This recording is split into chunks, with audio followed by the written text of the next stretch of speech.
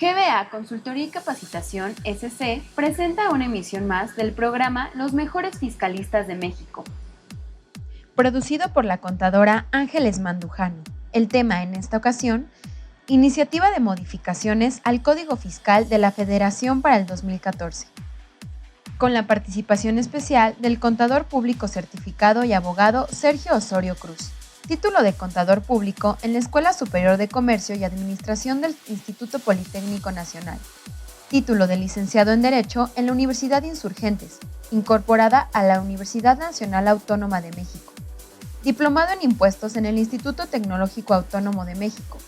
Excatedrático del Instituto Politécnico Nacional en la Escuela Superior de Comercio y Administración Unidad Santo Tomás. Vicepresidente de la Comisión Fiscal de la Asociación Mexicana de Contadores Públicos, Colegio Profesional en el Distrito Federal. Reconocido por la revista Defensa Fiscal como uno de los fiscalistas más importantes de México. Escritor de varios artículos en materia fiscal en las revistas Excelencia Profesional de la Asociación Mexicana de Contadores Públicos y Defensa Fiscal. En la conducción, Norma Arzate Galván. Los dejamos con el contador público y abogado Sergio Osorio Cruz. Buenas tardes, nos da mucho gusto estar nuevamente en una emisión más del programa Los Mejores Fiscalistas de México. Y bueno, en esta ocasión GBA realmente está muy complacido en que el maestro Sergio Osorio Cruz pues haya aceptado su invitación para compartir con nosotros, con todos nuestros cibernautas, pues esta reforma tan importante planteada en la iniciativa a lo que es el Código Fiscal de la Federación. Realmente a lo mejor ustedes han escuchado comentarios en relación con IVA, en relación con la ley del impuesto sobre la renta, pero la que dicen los expertos que está realmente agresiva es justamente las modificaciones a Código Fiscal de la Federación. Y pues sin más, vamos a comenzar. Maestro Sergio, si usted quisiera platicarnos, ¿qué considera que son las propuestas más importantes que trae esta reforma a código? Bien, yo creo que sin duda la más importante de la iniciativa es la derogación del artículo 32A del Código Fiscal de la Federación. ¿De qué nos habla el artículo 32A? Bien, pues nos habla del dictamen fiscal, del dictamen para efectos fiscales que deben de presentar los contribuyentes, ya sea en forma obligatoria o en forma voluntaria. La derogación de este artículo y además los artículos correlacionados son un arma muy grande que tiene el gobierno federal. Hay que considerar que precisamente los contadores públicos hemos coadyuvado a la contribución en la determinación de las contribuciones omitidas en este caso, y específicamente en el anexo 11 del famoso sistema de presentación del dictamen fiscal, CIPRED. De manera que esa situación nos afecta no solo a la comunidad de contaduría, sino también nos afecta a escuelas, nos afecta a organismos. ¿Por qué? Porque se imparten materias en donde el dictamen fiscal es una asignatura que debe de cursar el alumno para poder obtener el título de contador público. Yo pienso, desde mi punto de vista, entre otras modificaciones dentro de la iniciativa, que es la más importante, no sin dejar de observar que hay muchas reformas en donde se va a fiscalizar mucho más al contribuyente. Llámese personas morales o personas físicas. Pero pienso yo que dentro de esta es una de ellas. Otra, pudiera ser también la del artículo 95B, en donde los abogados, los fiscalistas y todos aquellos contadores que coadyuven a la empresa en una situación de ilícita, es decir, ya el 108 lo contempla dentro de la defraudación fiscal. Sin embargo, aquí en el 95A sancionan penalmente, o se pretende, mejor dicho, sancionar penalmente a todos aquellos asesores que precisamente estén en esa situación. Qué bueno que lo comenta, porque aquí lo primero sería la importancia que tiene el contador público en las empresas. O sea, de verdad es que el contador micro, pequeña, mediana o gran empresa, pues siempre cumple un papel como fundamental, ¿no? Yo les digo, es el que atiende a bomberos, el que atiende al IMSS, el que atiende al SAT, al Infonavit, y sabe de todas las materias, ¿no? Entonces, primero, el papel tan importante que tiene el contador. Segundo, el dictamen como un medio de fiscalización indirecta que le ha funcionado a la autoridad durante mucho tiempo. Y bueno, pues verdaderamente hay quienes solamente se dedican al dictamen, porque no es cosa sencilla hacer un dictamen, ¿no? Así es, o sea, no es que digan, presento mi aviso y digo, ya no voy a presentar mi aviso el próximo año a principios del 2014, ¿no? No, ya están trabajando ustedes desde el 2013 en estar viendo cómo va la empresa, para que cuando lleguemos a esa etapa del dictamen, digo obviamente refiriéndonos al volumen, pues ya esté trabajado el asunto, no es algo improvisado, ¿no? Es gran trabajo el que lleva a cabo el contador al hacer el dictamen. Y bueno, y la norma de educación continua, porque el contador se tiene que estar capacitando para poder conservar su firma, ¿no? Y entonces, de pronto, adiós dictamen. ¿Y qué pasa con la norma de educación continua? ¿Y qué pasa con todo lo que se preparaban los contadores? O sea, ¿qué va a pasar ahí? Es uno de los aspectos importantes, abogada, en donde precisamente, primero, el fisco nos requiere que estemos afiliados a un colegio. Exacto. Sí. Segundo, que estemos certificados. Tercero, que nosotros cumplamos con esa norma de actualización continua o norma de actualización. De manera que estamos continuamente nosotros trabajando. Agreguémosle otra situación, de que cada año el CIPRED, el famoso CIPRED, cambia y tiene modificaciones en sus anexos. Muchos organismos se han pronunciado precisamente en ese sentido de no precisamente quitar el dictamen. Hablo de la Asociación Mexicana de Contadores Públicos, del Colegio de Contadores Públicos, de la Asociación Mexicana de Contadoras Públicas, etc. Ellos se han pronunciado, pero porque se simplifique el dictamen. Son 40 anexos, en los cuales a veces son demasiados para poder llenarlos y cumplir con, o decir que el contribuyente cumplió con sus obligaciones fiscales, porque no solo hay un cuestionario de diagnóstico fiscal, hay una opinión, hay también un informe fiscal que debe de dar el contribuyente. Y entonces este informe fiscal debe de ser muy completo.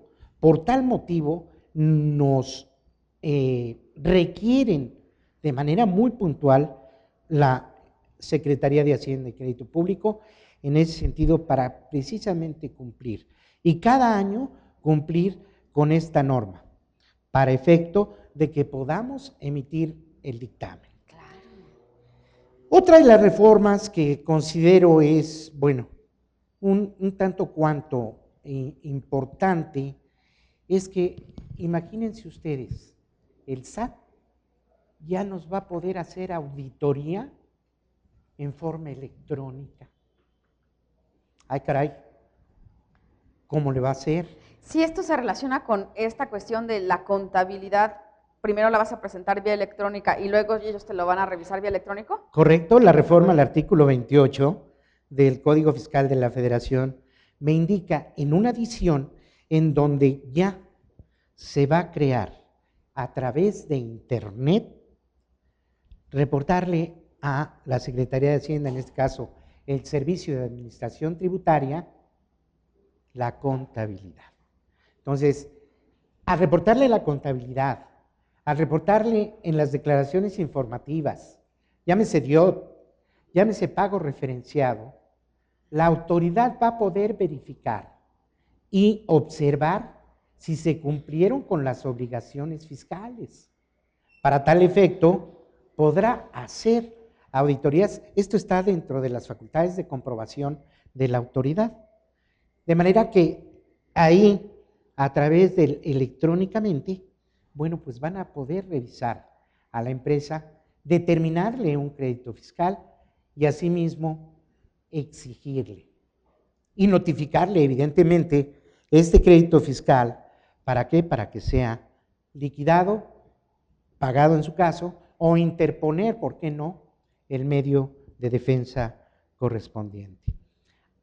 Hay situaciones en las cuales también se modifica el código en relación a que el Servicio de Administración Tributaria, y eso sí se me hace un logro atinado, si es que prospera la reforma, la iniciativa para que sea reforma, en donde el Servicio de Administración Tributaria va a estar conjuntamente con la Procuraduría Federal del Contribuyente, la PRODECON, en donde le podrá condonar recargos y multas si en su caso procede.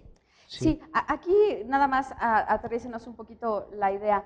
Me parece que si el contribuyente es sujeto a una visita domiciliaria, puede pedir a la PRODECON que como una instancia conciliadora ellos puedan pues justamente negociar y el permitir esa parte de la negociación va a dar lugar a que no haya multas, o bueno, se condonen las multas al 100%, tanto las de fondo como las de forma. ¿Así está planteado o corríjame con toda confianza? No, es correcto, ya existe. La Ley Federal de Derechos del Contribuyente, precisamente en su artículo 17, establece que si se pagan las contribuciones, es decir, por autocorrección, se condonará un 30 o un 20%, con ciertas modalidades antes de que se cierre el acta o el oficio de observaciones. Y si es posterior, se condonará el 30%, pero únicamente de las multas. Entonces, con la ayuda de PRODECON, que dicho sea de paso, la licenciada Diana Ladrón de Guevara ha hecho buen esfuerzo y creo que se han solucionado sin tener que llegar a tribunales algunas situaciones. La verdad que sí, hemos visto cómo se han puesto las pilas en cuestión de descongelamiento de cuentas bancarias, porque a veces ya se tenía el amparo, ya habías ganado, sí, a ver, descongélala, y el procedimiento era verdaderamente lento y ellos han dado muy buenos resultados, ¿no? Hay una reforma, qué bueno que lo comenta, de precisamente las cuentas bancarias. El congelamiento de cuentas bancarias, bueno, en principio, y creo que los abogados no me dejarán mentir, es una obstaculización al artículo 5 de la Constitución. No poder operar de manera lícita un comercio. Es dramático. Dramático, y además hay una modificación que también me parece muy atinada, junto con el aseguramiento precautorio, en donde en el caso de aseguramiento precautorio, bueno, se va a derogar ese artículo. Y ahora, en respecto y tratándose de congelamiento de cuentas bancarias, solo será hasta por el monto en que en ese momento haya determinado la autoridad. Es decir, anteriormente congelaban toda la cuenta, sí, todo. Claro. Y no se podía. Hubo una salida por ahí en donde cajas de ahorro y préstamo depositaban los contribuyentes. Bueno, no está como una institución bancaria, sin embargo, ya la incorporaron. Donde se me hace terrorífico y serían algunas, dentro de la iniciativa, algunas reformas, si es que se dan, es precisamente respecto de la responsabilidad solidaria. Ahora, no tan solo el representante legal, sus administradores, sino también los socios, ya estaba, pero era hasta donde su participación en el capital. Ahora, mediante una fórmula, ¿sí?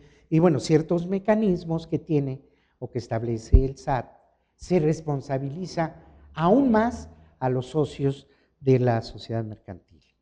Y esto incluso se ha escuchado en los medios, evidentemente va más allá de lo que hicieron como aportación para formar parte de la sociedad, y a través de esta fórmula podrían ser responsables del crédito en el mismo porcentaje que fueron, que aportaron su capital. Sí, definitivamente. Sí. Recordemos que hay empresas que una sola persona física tiene el 99%. Es correcto. Sí. Sí. Y el 1% la otra persona, ya que la Ley General de Sociedades Mercantiles, para efectos de sociedades anónimas, nos pide 2 socios y 50,000 pesos de aportación. Entonces, cuidado los contribuyentes, cuidado con esa situación, los responsables solidarios, porque ahora también, no solo a los administradores, al representante legal, al administrador único, sino también a la empresa. Si la empresa incurre en alguna situación ilícita, puede que el SAT le pida que venga la disolución de la misma y con ese mismo efecto la liquidación. No, realmente yo creo que es ir contra la naturaleza jurídica de las sociedades mercantiles. Definitivamente. ¿No? O sea, siempre como que habíamos tolerado que código o que impuesto sobre la renta dijera, para efectos de esta ley hay compraventa en estos supuestos, ¿no? Pero sí, bueno, de alguna forma como que entendíamos y decíamos, ok, transmisión, los abogados nos cuesta trabajo, pero bueno. Pero ya que vayas en contra de la naturaleza jurídica de lo que es una sociedad, la responsabilidad de los socios, yo creo que ya se excedió la iniciativa, ¿no? Y sobre todo lesionar la esfera jurídica del contribuyente, en este caso. ¿Quién va a querer ser empresario? Nadie. Porque ser empresario en este país es verdaderamente complicado, o sea, es apostarle y el socio, hablando de micro, pequeña empresa, pues es el que cobra al final, el que trabaja, el que surte, el que contesta cuando no llega la secretaria, y encima de que estás apostándole, generando empleos por este país. Yo recuerdo mucho este comercial de Pepe y Toño, ¿no? que hablan sí, de la importancia de los empleos que crean los micro empresarios. Y ahora que les digas, bueno, y además, si te arriesgas a generar empleo en México, además aguase porque te tiene que resultar el negocio, tiene que ser perfecto, no vayas a quedarle a deber al SAT, porque si no, entonces hasta tu patrimonio vas a perder. Así es. Esta iniciativa, no lo quisiera mencionar, pero tengo que hacerlo, y con toda la responsabilidad que ello conlleva, es otro terrorismo fiscal, lo que tuvimos hace algunos años. Sí, porque el simple hecho de esta reforma, junto con solicitar a las entidades financieras, que ya estaba, claro, el artículo 46 y 117 de la Ley de Instituciones de Crédito, precisamente había una reserva para poder dar los datos. Ahora, con la reforma al artículo precisamente 32 y fracciones 9 y 10 y 32B fracciones cuarta y quinta, el SAT podrá pedir nombre a las instituciones bancarias, por supuesto, nombre, denominación o razón social, nacionalidad, residencia, fecha y lugar de nacimiento, domicilio, clave en el Registro Federal de Contribuyentes o número de identificación fiscal si es extranjero, y clave única del registro de población, eso para los mexicanos. Y también, bueno, esto va conjuntamente con la ley antilavado, Es el punto, la claro. llamada ley Ley antilavado, que es la ley federal de prevención e identificación de operaciones con recursos de procedencia ilícita. Muy largo, por eso precisamente todos lo acotamos ahí, ley antilavado. Sí, pero esa ley en realidad nos viene a despertar todos aquellos contribuyentes y no precisamente pensar en narcotráfico y delincuencia organizada. Yo quisiera resumirlo nada más, que la ley antilavado está muy de la mano con la discrepancia fiscal.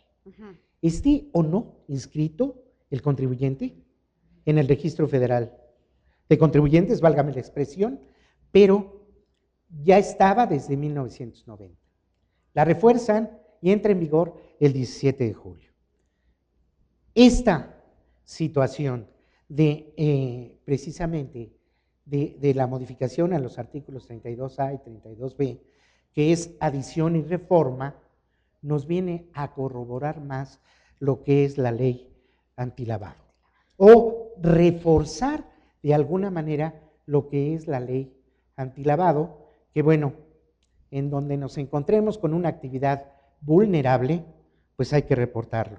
Es lo que yo le quería pedir nada más rápidamente, si nos puede hacer para quienes en nuestro auditorio no hayan escuchado puntos concretos de la ley antilavado, nada más así a grandísimos rasgos, ¿a qué nos referimos con las operaciones que regula esta ley? Con mucho gusto.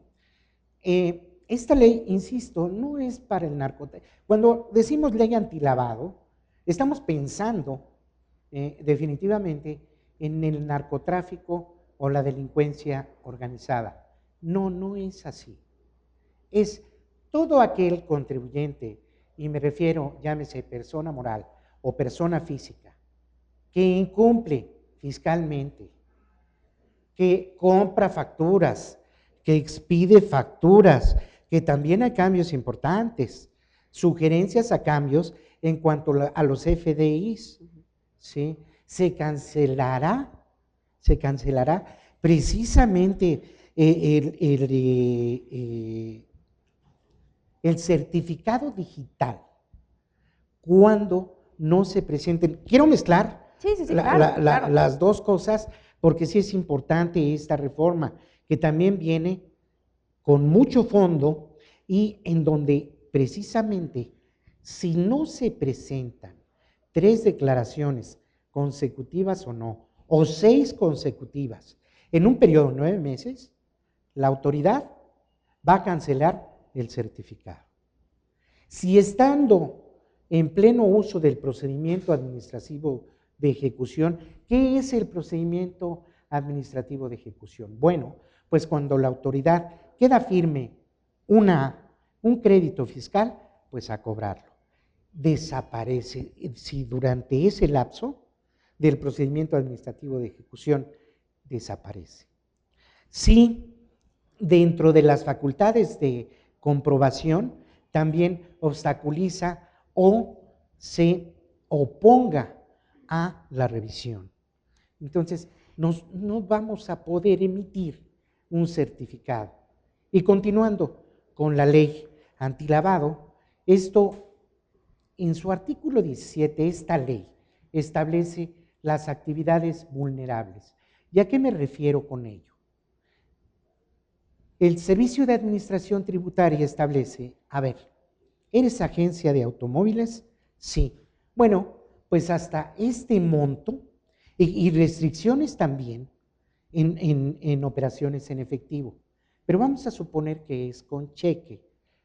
Compra un auto a donde el tope o que exceda el tope de lo que establece el artículo 117. Entonces voy a tener que reportar al que me compró el automóvil. Y por eso es Ley Federal de Prevención e Identificación, porque voy a identificar a quien me lo compró, insisto, llámese persona moral o persona física. ¿Y qué le voy a pedir? Su registro federal de contribuyentes. Le voy a pedir su acta constitutiva. Ya conocemos, y es de sobra decirlo, que la persona moral no tiene personalidad jurídica propia, pero sí sus representantes legales, o el cuerpo de vigilancia o el cuerpo de administración que está dentro del acta constitutiva. Entonces, va a ser precisamente contra ellos en donde va a recaer esta situación de ley antilavado. Y ahora la reforma a código, ¿cómo viene a reforzar esta cuestión de la ley antilavado? Lo viene a reforzar con lo que acabo de mencionar, que pueden pedir a las instituciones bancarias toda esta situación. Y no solo eso, el artículo 69 del Código Fiscal de la Federación me establece que, bueno, habrá una especie de secreto fiscal en donde no darán a conocer los nombres de quien haya, actualmente, de quien haya incurrido en algún, no precisamente ilícito, sino que se le determine un crédito fiscal. Bueno, pues ahora el secreto fiscal, si es que prospera, ya no va a existir, por una sencilla razón. En la página de internet del Servicio de Administración Tributaria, precisamente vamos, como dicen ustedes los muchachos, se va a balconear a la empresa o al contribuyente. Ese no paga, es malo. Ojo, y no realices operaciones comerciales con él. Eso verdaderamente nos parece alarmante, violatorio de derechos humanos, del derecho al trabajo, porque partamos del punto de que efectivamente el contribuyente, pues a lo mejor sí se atrasó, no pudo pagar, trae ahí litigando alguna cuestión, ¿no? ¿Y por qué lo vamos a señalar? Y entonces, al balconearlo, al publicar su nombre, aguas con que te relaciones con él, ¿cómo vamos a permitir que se reincorpore a la actividad económica y que pueda salir justamente del bache en el que está, ¿no? Difícilmente. Muy difícil. Difícilmente, y precisamente va con precisión y coadyuvando a la ley antilavado. ¿Sí? Precisamente por ese secreto. Sí, se quita, con razón. Sí, claro. Se va a quitar. Claro. Sí. Claro. Quisiera mencionar, dentro de las reformas, o las probables y posibles reformas que tienen o son precisamente de forma, pues establece que el Servicio de Administración Tributaria podrá dar la facilidad para obtener la firma electrónica avanzada coadyuvando al contribuyente, es decir, cuando sean menores de edad o incapacitados. ¿Sí? También, bueno, ¿por qué no mencionar lo bueno? Claro, todo esto que menciono es de forma. Podrán pagar los contribuyentes las contribuciones a través de una tarjeta de crédito y de débito. Creo que realmente pues son muy pocas las reformas o las probables reformas que pues nosotros tengamos en cuestión de forma. En cuestión de forma. La mayoría yo creo que son de fondo y definitivamente coadyuvando mucho, se reforma precisamente el artículo 108 se pretende reformar el artículo 108 precisamente respecto de cuando exista defraudación fiscal y los datos que los ingresos, recursos o cualquier otro beneficio provienen de operaciones con recursos ilícitos. Ya estaba en algunos años y lo pasaron al artículo, si no mal recuerdo, 400 bis de la ley, del Código Penal Federal. Lo regresan ahora y lo tipifican como defraudación fiscal para ser más contundente, precisamente con la ley antilavado. Es que fíjense que yo me pongo a pensar en un microempresario, en una operación en la que, digo, esto todavía lo llegamos a ver en el interior de la República y por eso a veces pienso que hay dos Méxicos. ¿Por qué? Porque como que las autoridades tienen pensado México, pero solamente ciudades grandes, donde hay bancos en cada esquina, ¿no? Y demás. Pero bueno, hay ocasiones en las que, pues a lo mejor el microempresario hizo una venta pues en efectivo, ¿no? Como puede darse por las situaciones del mercado. Y entonces, aquí fíjese que lo que pasa es que él puede decir, y esto que vendimos en efectivo, deposítenlo a mi cuenta, porque quiere llevar un control de sus ventas por fuera, ¿verdad? Pero pues ya no es por fuera, porque ya entró al sistema bancario, ¿no? Ya entró a su cuenta de cheques. Claro. ¿No?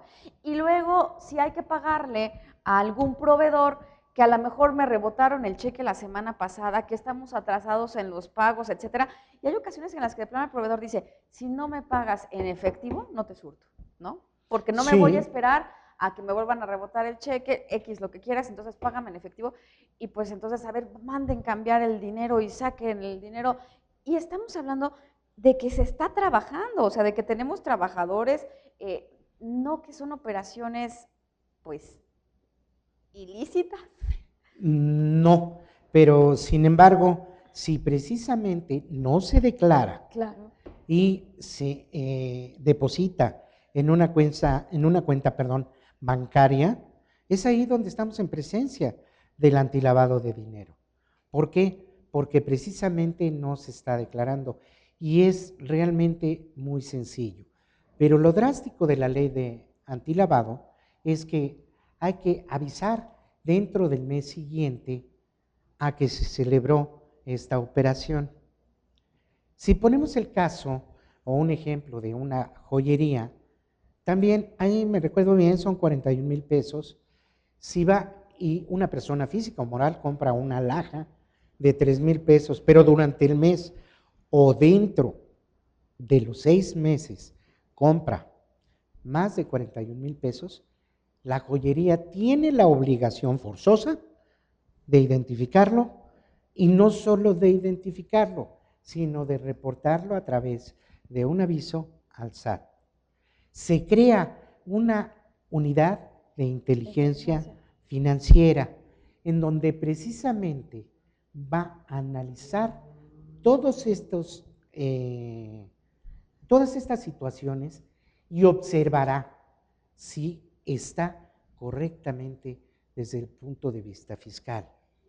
Y es que yo hablo de esto porque hay ocasiones en las que no alcanzamos a medir la importancia, sobre todo de esta ley, porque como lo acortamos y dijimos ley antilavado, Sí. pues entonces es muy normal que yo diga, no, nosotros no hacemos ese tipo de operaciones, pero seguimos depositando en efectivo y cobrando cheques y no reportamos y todo, porque ya estamos tan metidos en el esquema que es lo que así hacemos y operamos normalmente, pero bueno, pues ahí hay que tener cuidado.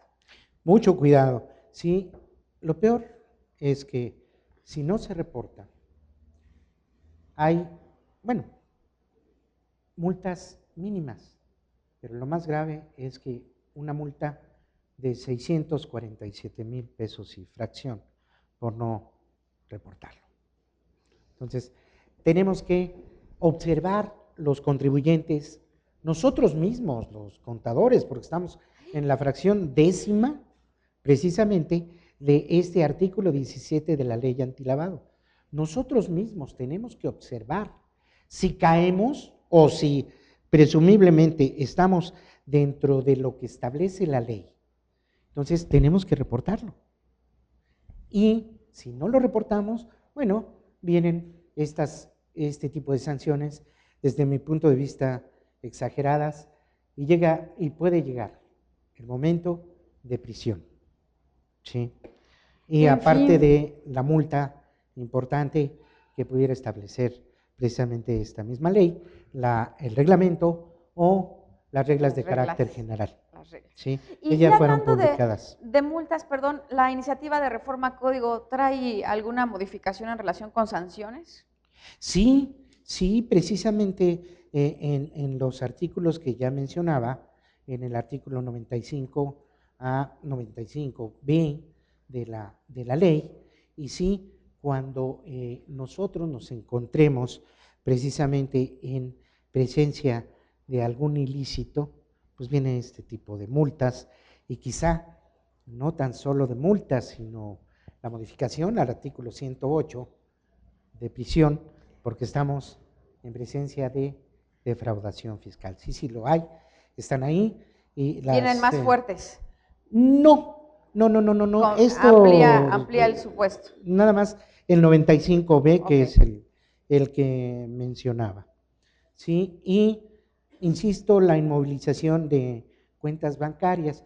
Hay un artículo que se pretende reformar y es el artículo 146, que es la prescripción de créditos. Si nosotros han pasado 5 años y el fisco no nos ha requerido, y por tal motivo que no nos ha requerido, nosotros, transcurre el tiempo, podemos demandar, ¿sí?, a petición o sin petición, pero ya transcurrieron esos 5 años, ya prescribe el crédito fiscal. Ahora se va a 10 años. Lo doble. Lo doble. ¿En todos los casos? En todos los casos, sí. Y evidentemente también en la parte que cuando se suspende, porque quisiera señalar que una cosa es caducidad de las facultades de comprobación y otra cosa es la prescripción de créditos fiscales. Dentro de la caducidad, su nombre lo indica, ya no puedes revisarme porque ya pasaron 5 años, pero en algunos casos pueden ser 10, ¿sí? No estar inscrito en el Registro Federal de Contribuyentes, etc. Ahora, diferente de la prescripción, prescribe un crédito fiscal sin tratar de beneficiar o ayudar a un contribuyente, se le olvidó pagar, ¿sí? Y se le siguió olvidando, difícilmente, ¿verdad? Pero bueno, y transcurren 5 años, así está actualmente. Transcurren 5 años, ¿qué va a suceder? ¿Puedo yo vivir tranquilo y dormir tranquilo porque ya prescribió ese crédito fiscal? Pero sí quisiera mencionar, a diferencia de la caducidad de las facultades de comprobación, ahí se suspende, perdón, en el caso de la prescripción se suspende y en el caso de ¿La caducidad? La caducidad, ahí, a ver, creo que ya me enredé un poquito. Se suspende los 5 años. Los 5 años. ¿Sí? Los 5 años. Y en el caso de prescripción, se interrumpe. Se interrumpe, es correcto. ¿Sí? Entonces, en el caso de prescripción, cuando se interrumpa, es como si empezara a contar de nueva cuenta. ¿Por qué? Porque el fisco ya realizó una gestión de cobro. ¿Sí? Yo puedo manifestar ante el Tribunal Federal de Justicia Fiscal Administrativa que ya prescribió, pero si la autoridad demuestra que hizo una gestión de cobro, ahí se interrumpió, probablemente lleve yo 3 o 4 años en que lleve, por así decirlo, ya casi para llegar a los 5 años y que haya prescrito ese crédito fiscal. Bueno, la autoridad me requiere y en ese momento se interrumpe y hay que volver a contar. Volvemos a empezar. Y en el caso de caducidad, perdón, No. Sí, solamente se suspende. Ya llevo 3 años y medio, pero se suspende porque tengo una facultad de la autoridad de comprobación con mis obligaciones fiscales y puede venir y se puede alargar, no sé, dependiendo de la situación, a veces hasta 5 o 6 años más. Y entonces continuará. Y lo puedo mencionar cuando quede el crédito firme. Se tiene que pagar o simplemente se determinará ese crédito firme y bueno, aquí el contribuyente iniciará de nueva cuenta, otra vez, para que la autoridad no pueda, otra vez, revisarlo. Pero ahí se suspende y en el caso de prescripción se interrumpe completamente y empieza a contar de nueva cuenta. Y en relación con medios de defensa, ¿qué novedad nos trae la iniciativa de reforma a Código Fiscal?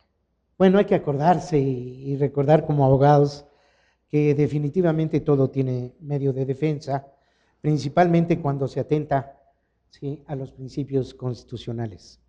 Hay, sin tratar de mencionar alguno de ellos, pero sí el principio de seguridad jurídica, que creo que aquí no lo está demostrando seguridad y certeza jurídica, no lo está demostrando la autoridad, sino por el contrario, es, insisto, un terrorismo fiscal con todo esto, y bueno, solamente atendiendo a esos principios, ¿sí?, y a tesis jurisprudenciales y jurisprudencias, podemos obtener mayor beneficio. Es realmente un atentado y es un menoscabo a las garantías individuales. En muchos cursos me han preguntado, bueno, ¿cuáles son las garantías individuales? Bueno, las establecidas del artículo 1 al 29 de la Constitución, y sin embargo yo le agregaría el 31 fracción cuarta, en donde se establece que el contribuyente tiene que pagar o contribuir para los gastos públicos de una manera proporcional y equitativa. Y creo que aquí existe mucha desproporción. Y no hay equidad. Precisamente la proporcionalidad es la capacidad contributiva que tiene la persona física o la persona moral. Y aquí creo que no es que se estén saltando las trancas, sino yo pienso de manera muy personal que, bueno, se ha abusado mucho, ¿sí? Han dejado crecer mucho la autoridad y es tiempo, sí, que apriete, pero no de esta manera, teniendo esta situación, y que dicho sea de paso, me acortan el tiempo para poder interponer un medio de defensa que es el recurso de revocación, en donde antes eran 45 días, optativo, porque si bien es cierto, bueno, no sucedía nada, yo podría irme al mal llamado juicio de nulidad. ¿Al Tribunal Fiscal? Sí, al Tribunal Federal o al Tribunal Fiscal, como usted lo indica, y ahora no, me reducen el tiempo de 45 a 15 días. Como el recurso de inconformidad para efectos de IMSS, que solamente son 15 días, ahora así nos va a quedar lo que es el recurso de revocación. 15 días hábiles. También, dentro de las posibles reformas, nos reducen la garantía del interés fiscal. Porque ahí podían pasar 5 meses y no garantizábamos. Para efecto del recurso de revocación. Recurso de revocación. ¿Y ahora cómo queda eso? 15 días. ¿También para garantizar? Sí.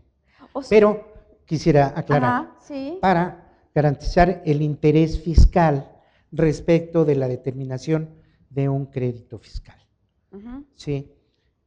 La autoridad puede llegar con el contribuyente, con el procedimiento administrativo de ejecución y solicitar, se garantice el interés fiscal dentro de los 15 días posteriores. Antes eran 30. Ajá, sí. Y de alguna manera se oponía uno, espérame, es que y a su servidor le sucedió en una revisión. Estaba de vacaciones el tribunal, me estoy yendo Antes de que hubiera... al juicio contencioso Sí. administrativo. Sí. Y no importa. El tribunal puede tener vacaciones, pero el procedimiento administrativo de ejecución no se detiene y son 30 días. Y entonces en ese momento a las carreras y a garantizar el interés fiscal. Pero a ver, corríjame, porque yo recuerdo que tú presentabas tu recurso de revocación y hasta que no te resolviera la autoridad o transcurrieran 5 meses, no tenías que garantizar. Bueno, tenía que resolver, o tiene que resolver Sí, se en supone 3 meses. 3, claro, se supone. Y la garantía del interés fiscal era una de las ventajas que tenía el recurso de revocación. Claro. Precisamente en poder garantizar el interés fiscal en 5 meses. ¿Sí? Ese artículo sigue vigente. Ok. Sigue vigente, nada más es para efectos de iniciar el procedimiento administrativo de ejecución 15 días. Okay. Pero si se demuestra que de acuerdo al Código Fiscal se tienen 5 meses para poder hacerlo, se tendrán y se respetarán esos 5 meses. Perfecto. Esto es prácticamente para el juicio de lo contencioso administrativo, insisto, mal llamado juicio de nulidad. Oiga, y ya casi para terminar, ¿qué nos puede decir del buzón tributario? Qué bueno que toca usted ese tema, porque precisamente ahora yo comenté dentro de la entrevista que ya podía la autoridad notificarnos. Bueno, pues se establece el buzón tributario. ¿Qué es el buzón tributario?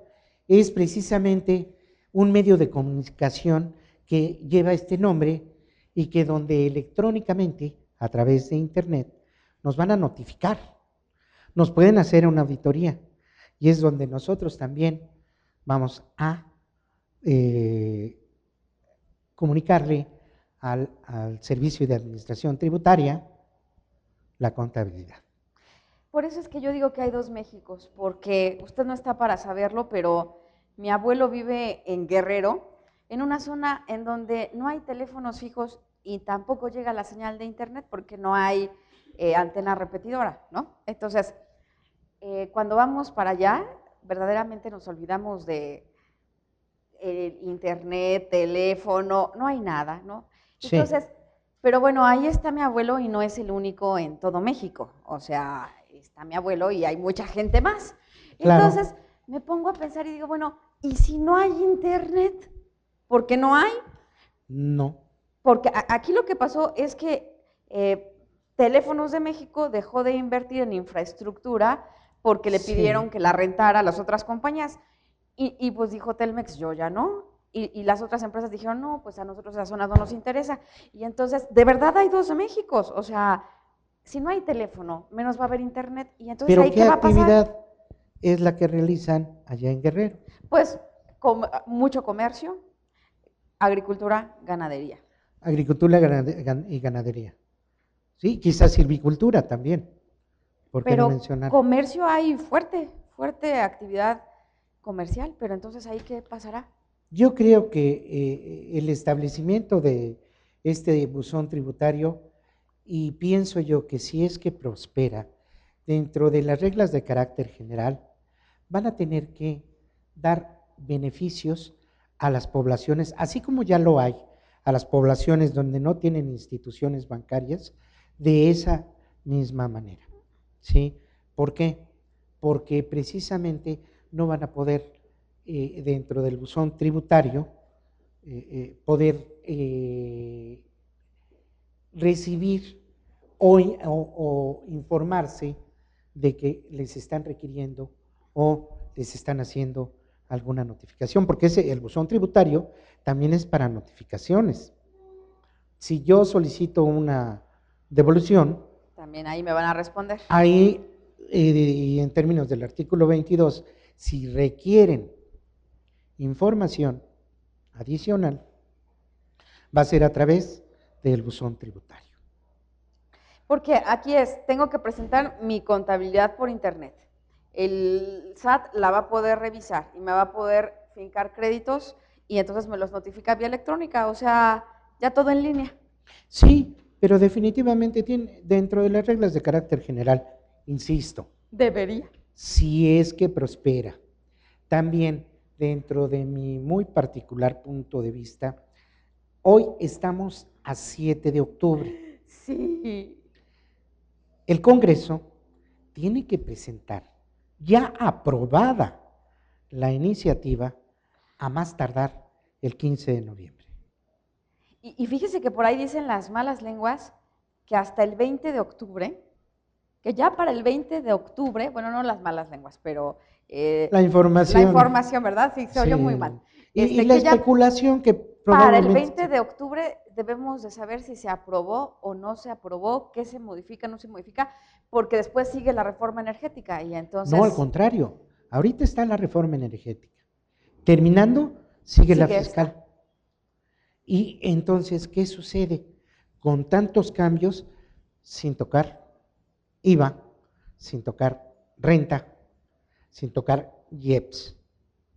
Entonces, todos estos cambios que vienen y se tienen que discutir en pleno en la Cámara de Diputados y en la Cámara de Senadores, yo creo que no les va a alcanzar el tiempo. Eso es importante. Díganos, usted con su experiencia, ahora sí, ¿cómo ve? ¿Cree que sí va a pasar todo, no va a pasar? ¿Cuál es su opinión? La verdad, mi opinión es que no se va a poder analizar todo. Y como no se va a poder analizar todo, se quedará para el segundo periodo de sesiones, porque no creo que la comisión permanente lo vaya a tocar. Esa es mi opinión. Entonces nos iremos a abril, probablemente, en lo que haya quedado, como decimos cuando somos sinodales, se quedó en el tintero. Ay. Sí, esa sería mi opinión. Sí, porque digo, realmente nuestro deseo, bueno, mi deseo en lo particular, sí sería que se esperaran, pero mínimo, de verdad, al siguiente periodo de sesiones para analizar lo grave de que se aprobara como está, o sea, de Y el verdad. detalle. Y el detalle, o El sea, detalle. lo fuerte que sería para nuestro país una reforma de esta naturaleza, ¿no? O sea, definitivamente desincentiva la inversión. ¿Quién va a querer venir a México a apostarle a una empresa en donde a lo mejor terminas siendo responsable con todo tu patrimonio, ¿no? Mejor Y además así no teniendo juego. ojos por todos lados. Teniendo ojos por todos lados, todo el mundo te Sí. responsabiliza, te fiscaliza, y como que partiendo de que no hay buena fe, ¿no? Sino de que esta ley es, bueno, esta iniciativa es, todos son presuntos culpables, y entonces, sí. bajo esa tesitura, pues los vamos a apretar más, ¿no? O sea, realmente, ojalá que así sea, que sí usted tuviera esas palabras proféticas y se sentaran y lo pensaran más los legisladores. Porque si pensamos que son como 2000 hojas, yo hasta dudo que les haya dado tiempo de leerlo, oiga. No es por nada, ¿no? Las comisiones supuestamente ya las debieron de haber analizado. Sí, claro. Pero, ¿a partir de cuándo? ¿A partir de cuándo? Uno, yo lo único que recomendaría es que de las reformas, adiciones y derogaciones que existan, sean analizadas con extremada conciencia y, ¿por qué no decirlo? Buscar definitivamente un medio de defensa que sí lo hay, sí lo existe. Cuando se vulnera, en este caso, los o las garantías individuales, estamos en presencia de una inconstitucionalidad completa. Fíjese que yo estoy totalmente de acuerdo, pero perdí la fe en lo particular con el YETU. ¿Cuánto dijimos del YETU y dijimos es inconstitucional y lo peleamos y presentamos cantidad de amparos con argumentos? ¿Y sabe qué es lo peor? Perdimos, pero lo peor es que en la exposición de motivos, cuando dice por qué se elimina el YETU, algunos de los argumentos son los que nosotros planteamos en los tribunales. O sea, ellos nos vienen a dar la razón ahora en la exposición de motivos. Tenían razón, era inconstitucional. Sí, pero ¿para qué me lo dices ahora? Para justificar por qué eliminas el YETU. Me hubieras dado la razón en la Corte y la Corte no me la dio.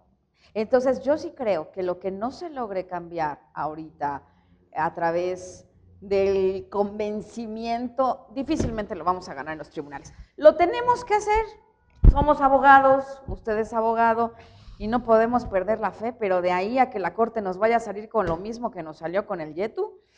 Es correcto lo que usted dice, sin embargo, si le quitan ese tinte político, se puede lograr.